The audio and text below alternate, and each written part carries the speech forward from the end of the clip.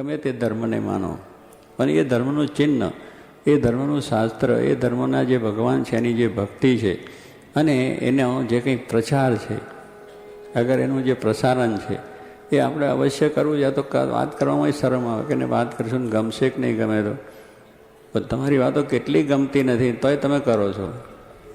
કેટલી વસ્તુ આપણે ન ગમતી એવી વસ્તુ એ લોકોને આપણે કરીએ નથી ગમતી, પણ એ રીતે કંઈ તમે વેપાર કરતા હોય એને વાત કરો કે આ માલ બહુ સારો છે, નાય ગમતો હોય તો કંઈ આપણે મૂકી દઈએ, બીજો વાત બીજાની એની જ વાત, ત્રીજાના એ તો એની જ વાત, માલ બહુ સારો છે ને સરસ છે ને આવો માલ બીજો મળશે નહીં સરસ. જો એટલે આપણી વસ્તુ આપણે સમજ્યા છે તો એને આપવા માટે પ્રયત્ન કરીએ છીએ. એમ આપણો ધર્મ છે એને સમજ્યા ના હોય, આપણા જે ભગવાન છે એનો મહિમા પણ સમજ્યા ન હોય, એટલે કરીને આપણને એમ થાય પણ જો બરાબર સમજ્યા હોય તો કોઈ વાંધો આવતો નથી. એટલે સમજવાનું એટલું છે કે આપણે જે સત્સંગ થયા એ સત્સંગી થયા પછીનું આપણે જે કંઈ જીવનમાં દ્રઢતા પાકી થવી જોઈએ એ સત્સંગમાં આવવાથી થાય છે. અને જ્યારે આટલા દિવસ સત્સંગમાં આવ્યા પછી પણ હજુ જો આપણને સંકોચ રહેતો હોય તો આપણી ખામી છે. એમાં ખામી કંઈ રાખવાની જરૂર છે જ નહીં. કોઈને મેં કોઈ નુકસાન થતું નથી, પછી શા માટે ન કરવો તિલક જાણલો કે પાઠ પૂજા કેમ ન કરવી, મંદિરે કેમ ન જવું, જવું ઉગાડે છોગે જવું. એમાં આપણે આપણા આત્મકલ્યાણ માટે કરીએ છીએ, આપણે એમાં કોઈ બીજી રીતે કોઈને નુકસાની વસ્તુ નથી. નહીં એ આપણી જે સાચી વાત છે એ સ્વાય કંઈક કયામાં કસર રાખવી નહીં. આપણી જે સાચી વાત છે, ભગવાનની વાત છે, શાસ્ત્રોની વાત છે, સત્સંગની વાતો છે, આવા જોગી મહારાજ શાસ્ત્રીમાં જેવા મોટા પુરુષ થયા હોય એની વાત કરવામાં આપણે શા માટે સંકોચ રાખવો જોઈએ? એ પણ છડે ચોક કહેવી જોઈએ. એને ગમે ના ગમે એને આપણો સત્સંગ ગ્રહણ કરવો હોય તો ના કરે, એનો કંઈ વાંધો નથી. એ કંઈ દુરાગ્રહ નથી, કોઈના ઉપર પ્રેશર નથી કે તમે આ જ કરો. પણ એક વાત જ્યારે આપણે એક સત્સંગમાં ધર્મમાં આવ્યા છે તો એ વાતને આપણે બરાબર દ્રઢ સમજવી એ તો આપણી ફરજ જ છે. અને એ આપણે સમજીને આપણે પોતાએ કરવાનું છે.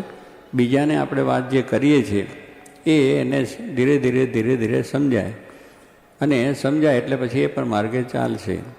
પણ સ્વામી કહે છે જે આપણી વાત સાચી છે એ વાત આપણે દરેકને કહેવી, અને એમ કરતાં પણ થોડુંક આપણે દુઃખ પણ પડે, અપમાન પણ થાય, તિરસ્કાર પણ થાય, પણ ભગવાનની વાત છે, એના કલ્યાણની વાત છે અને સારી વાત છે. જે મહાન અવતારો પુરુષો આચાર્યો કે સંતો થયા છે એમને આ બધું કરવામાં મહારાજ શ્રીજીમાના વખતના 500 સંતોને સ્વામિનારાયણ ભગવાનની વાત કરતાં દુઃખ ઘણું આવ્યું. મારે ખાવો પડ્યો, તિરસ્કારે સહન કરવા પડ્યો, એ કરવું પડ્યું. પણ ભાઈ અત્યારે આવું એક છે કે ભગવાન જે આ દુનિયામાં પ્રગટ્યા છે એનો આશરો થાય તો આપણું કલ્યાણ થાય. એમાં તો વાત તો સારી જ હતી, પણ છતાંય માણસને કંઈક નવું લાગતું હોય, કંઈક બીજી રીતે લાગતું હોય તો એનાથી આપણે ઉપાધિ પણ થઈ, એમને માર પણ ખાવો પડ્યો. શાસ્ત્રી મહારાજને પણ અક્ષરને પુરુષોત્તમની વાત કરતાં દુઃખ થયું કોઈ પણ વ્યક્તિમાં. એટલે એ સામાજિક રીતે બીજી રીતે આવા જે કંઈક વાતું હોય છે તે માણસને થોડું સહન કરવું પડે છે, પણ જે સાચી વાત છે એ અંતે સાચી રહે છે જ. એટલે એ રીતે આપણે એ વાત કરવામાં આપણે કોઈ જાતનો સંકોચ રાખવાનો ન હોય, અને એમાં બરાબર બળને હિંમત રાખીને કરવાનું. બળ તો ભગવાન આપણને આપ્યું છે. એટલે શિક્ષાપત્રી વાંચીએ છીએ, શિક્ષાપત્રીમાં આ વાત છે, શ્રીજી મહારાજની આજ્ઞા છે, આદેશ છે, અને તિલક ચાંદલો આપણે કરવો. એટલે મેં કહ્યું એમ તિલક ચાંદલાની અંદર ઘણા બધા ભાઈઓ આજે જજ થયા છે, જજ પણ એવા તિલક ચાંદલા કરીને પોતે ત્યાં જાય છે કોર્ટની અંદર, ને સારી રીતે પોતાનું કાર્ય કરે છે. વકીલો એવા છે એ પણ સત્સંગની બરાબર દ્રઢતા રાખી તિલક ચાંદલો કરી અને કોર્ટની અંદર બધા જાય. ધંધાદારી માણસો પણ ઘણા આપણા ભાઈઓ એવા છે, નોકરી કરનારા પણ બધા છે. એટલે એ રીતે બધાને એમનું કામકાજ ચાલે છે અને સરસ રીતે ચાલે છે, અને એવું કોઈ જાતનો વાંધો આવતો નથી. એટલે કહેવાનું શું છે કે તે પહેલું થોડુંક સંકોચ થાય, પણ પછી કર્યા પછી તમને હિંમત આવી જાય, પછી તમને પણ થાય કે બીજાને પછી તમે પણ વાત કરતા થઈ જાઓ, બીજાને પણ પ્રેરણા આપતા થઈ જાઓ, એવું બળ એ વાપરોને હોય છે. એટલે કહેવાનું છે કે ભગવાનને સંતને જો આપણે રાજી કરવા છે અને આપણા જીવનું સારું કરવું છે તો આવી જે આપણી ધાર્મિક આપણી માન્યતાઓ કે ધાર્મિક આપણી જે આજ્ઞાઓ છે એને આપણે સારી રીતે પાલન કરીએ એથી આપણા જીવનને શાંતિ થાય છે, સંસારિક સુખ થાય છે, સામાજિક રીતે છે, અને ધાર્મિક રીતે ને આપણા મોક્ષને માટે પણ એ ઉપયોગી આપણને બને છે. એટલે એ રીતે કરવાની વસ્તુ છે જ. પણ આપણા કેટલીક રીતે થોડુંક રીતે માણસોને, છોકરાઓ અત્યારે ભણતા છે એમાંથી એમને પણ આ રીતે જરા વિચાર આવે છે કે તિલક ચાંદલો કરીને જઈએ તો છોકરા આપણે ખીજવશે, કરશે. પણ હવે ત્યાં જઈને બધું દારૂ પીવે છે ને બીજા કેટલી જાતના વ્યસનો કરે છે ને આવું બધું નાટારંગ કરે છે, નાચારંગ કરે છે. એમાં ક્યાં કોઈને શરમ આવે? જે આવું સમાજનું દૂષણ છે, સમાજનું આખું દૂષણ છે, રાષ્ટ્રનું પણ દૂષણ છે, એવી ક્રિયાઓ થાય છે, એવી જાતનું વાતાવરણ થાય છે. તો એ કરતાં એમ છે કે હું સમાજને માટે ખોટું કરી રહ્યો છે, મારા રાષ્ટ્ર માટે ખોટું કરી રહ્યો છે, મારું ચારિત્ર આની અંદર ખંડિત થાય છે, જેથી અનેક માણસોને ખોટી પ્રેરણાઓ મળે છે. એવો વિચાર કેમ નથી આવતો? તિલક ચાંદલો બીજું ત્રીજું કે ભગવાનની ભક્તિ પ્રાર્થના કરવામાં આપણને શરમ આવતી હોય ત્યારે કહેવાનું શું છે કે આવી રીતે જો બીજી રીતના જાય, માણસને જુગાર કરવા રમવામાં કે દારૂની પાર્ટીમાં જવામાં શરમ નથી આવતી, તો મંદિરમાં આવવામાં હતો શું છે? એ તો ખોટું જ છે. જે વસ્તુ ખોટી છે છતાં ખોટી કરીને સમાજને એક ખોટું પ્રેરણા આપીએ છીએ કે આ રીતે સમાજ એ માર્ગે, ખોટે માર્ગે જઈ રહ્યો છે, તેમાંથી અશાંતિ થવાની છે, દુઃખ થયા છે. આજે બધું આપણે કહીએ છીએ કે આજે આ બધું બગડી ગયું, ખરેખર બગડ્યું છે, આપણે બધાએ એમાં ઉપેક્ષા કરી એટલે બગડ્યું છે. પણ જેટલા છો એટલા સુધરો અને એટલા તમે સુધારવા બીજાને તો કેટલું થશે? ઘણું થઈ જશે સારું સારું. બગડવા તો બેઠું જ છે, કારણ કે આજે જોઈએ છે કે ચારે બાજુ વાતાવરણ એવું છે. આપણા ઘરમાં ટીવી આવી ગઈ છે, બધા પુસ્તકો એવા આવી ગયા છે, આપણા ઘરમાં મંદિરને બદલે ટીવી થઈ ગઈ ને સંતોને બદલે એક્ટરો આવી ગયા, બીજા અશ્લીલ ચિત્રો આવી ગયા, એ જ જોવાનું, એનું જ મનન, એનું જ ભજન, એને જ જોવાનું, બધું એવું ચાલી ગયું. આ વસ્તુ તો ખરાબ છે એને જોઈએ ને પછી કંઈ ખરાબ થઈ ગયું એમ કહેવાનો અર્થ નથી. આપણે સુધરો ઘરમાંથી જ, આપણે ઘરમાંથી જ આપણી વાત કરો કે ભાઈ આપણા ઘરમાં આ વસ્તુ ન જોઈએ. છોકરાઓએ પહેલેથી એ જાતનો વિચાર એમને કરતા થઈએ, આપણો ઘરમાં થઈએ. પણ તો આપણા ઘરમાં જ આપણને વિચાર કંઈ આવું બીજું કેટલુંય રાખે છે. પરદેશમાં અમે જઈએ છીએ કેટલા રમકડા રાખે, પેલા કૂતરાને, બિલાડાને, બીજું ને ત્રીજું ને, ઓહો પણ આને શું કરવા છે પેલાને? કંઈક ભગવાનની વાત ચિત્ર રાખો. પણ છોકરાને રમવા માટે એ બધું પણ એને એવા સરસ રીતના ચિત્રો આપો કે એમાં જોઈને એને કંઈક સારી પ્રેરણા તો મળે.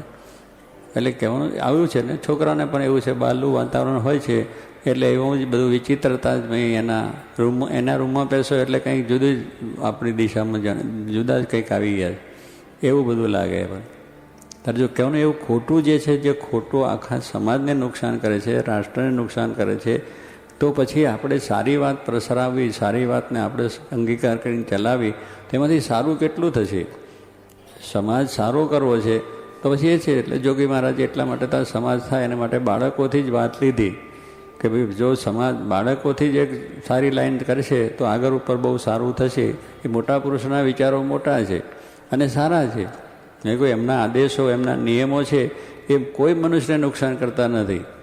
આપણે જે તો એની અંદર છે કે માણસને જ્યારે વિચિત્ર જેવું લાગે છે, પણ એ તમે ઊંડેથી જુઓ અને અંગીકાર કરીને એ માર્ગે ચાલશો તો કોઈને નુકસાન નથી.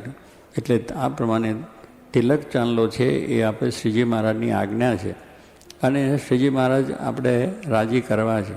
એમના આશ્રિત છે એટલે એની અંદર આપણે કરવી જોઈએ. અને કોઈ રીતે થોડુંક આપણે થોડું કહ્યું ને જે વાતો કરી કે થોડુંક કંઈક લોકો બોલશે ખરા, પણ બોલવાથી આપણે ગભરાઈ જવાની જરૂર નથી. પહેલું મનમાં દ્રઢતા કરે કે હું આ કરું છું એમાં એને શું નુકસાન છે? એને નુકસાન કંઈ કર્યું નથી, કોઈ સમાજને નુકસાન નથી, દેશને નુકસાન નથી. છે આપણા કપાળમાં થયું છે. માળા છે આપણા હાથમાં છે, આપણે ફેરવીએ છીએ તો એને કંઈ નુકસાન કોઈને કરો? આપણા માટે આપણે કરી રહ્યા છીએ. તમે વેપાર કરો એ તમારા માટે કરે, નોકરી તમે તમારા માટે કરો, કોઈને કેમ નુકસાન? તો એ કરીએ છીએ તો એવી રીતે આ પણ સમજો તમે કે મેં કોઈનું આમાં કોઈ નુકસાન થતું નથી તો મારે કરવું જોઈએ. થોડું બોલશે એટલે મેં કોઈ વેપાર નથી ગમતો, એ નોકરી ન ગમતી બોલે છે, એવા ઘણા માણસો બોલે. તમે જે કંઈ કાર્ય કરતા હોય ન જ ગમતું એને બોલતા હોય એટલે કંઈ મૂકી દેતા. એમ આપણે આ વસ્તુ પણ આપણે વિચાર કરો કે ભલે બોલશે ઘડીક વાર અને એક બે વખત કહે છે, પછી એ જાણશે, પછી એ તમને કહે છે કે આવો સ્વામિનારાયણ, સ્વામિનારાયણથી બોલાવશે તમને, બીજું કંઈ નહીં. પછી તમે સ્વામી પણ કહે છે કે આવો તમે તો, પછી ભગત કહે છે, પહેલો ભગતડો કહે છે, પછી ભગત જ કહે છે. એટલે કહેવાનું શું કે આવા બધા ઘણા શબ્દો આવશે કરશે એનું આપણે બહુ મનમાં લાવવા સિવાય થોડું કરીશું ને પછી એ બે તે સેટ થઈ જાય. માણસને પહેલાં સેટ થતાં વાર લાગે, કારણ કે નવો આવે ને સેટ થતાં વાર લાગે. નોકરીમાં, ધંધામાં, આ મકાનમાં સેટ થતાં વાર લાગે. માણસને મકાન બદલાય ને એમાં સેટ થતાં વાર લાગે, પણ એની અંદર પછી રહ્યા પછી બધું સેટ થઈ જાય. અમે અમેરિકા ગયા હતા પહેલાં, ત્યારે અમારું દરરોજ સવારે વહેલા છોકરાઓ બધા છે ને સેવા કરવા આવે. એટલે તે ઘડી એક ભાઈ કે સ્વામી આ તો હું મહા નરકમાં આવી પડ્યો. એટલે ભાઈ અમેરિકામાં આવ્યો ને શું, અમેરિકામાં તો લોકો કેટલા અહીં આવે ને કરે. અરે કે સ્વામી તો નરક મને નહીં તો ગમતું જ નથી, આમ ને તેમ બીજા દરરોજ આવે વાત કરે કે નરકમાં આવી પડ્યા અહીંયા આને તે બીજું ત્રીજું. અને પછી પાછા બીજે વર્ષે થયા સેટ થઈ ગયા કે કેમ આવે પેલા નરકમાંથી નીકળું ના કશો અહીં બરાબર છે, અહીંયા જે ઠીક સારું એ પીવો એવું છે. હવે થાય કિરણ આવે પાછું અહીં આવવાનું મન નથી થતું આવે, કારણ કે આપણો દેશ ક્યાં ખોટો છે. પણ સેટ થઈ ગયા, પહેલાં સેટ નથી થતું, પહેલાં અપસેટ રહે પછી સેટ થઈ જવાય. એમ આપણે આ તિલક ચાંદલાથી સેટ થઈ જવાશે એવી હિંમત રાખવાની છે. અને મહારાજ સર્વને સુખ્યા કરશે, માટે બધાએ ધડક હિંમતથી કામ કરજો.